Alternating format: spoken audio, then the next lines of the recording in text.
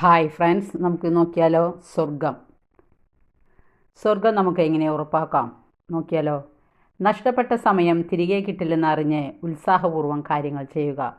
വിയർത്ത് കഠിനാധ്വാനം ചെയ്യുന്നതിലും പ്രയാസകരമാണ് പാപങ്ങളെയും ദുരാശകളെയും ചെറുത്തു നിൽക്കുക എന്നുള്ളത്. ഒരു പക്ഷേ നിനക്ക് കഠിനാധ്വാനം പല കാര്യത്തിലും ചെയ്യാൻ പറ്റുന്നുണ്ടാകാം, പക്ഷേ അതിനേക്കാൾ എല്ലാം ബുദ്ധിമുട്ടുള്ള കാര്യമാണ് പാപത്തെ ചെറുത്ത് തോൽപ്പിക്കുക, ദുരാശകളെ കീഴ്പ്പെടുത്തുക, നിന്നെ തന്നെ ജയിക്കുക എന്നത്.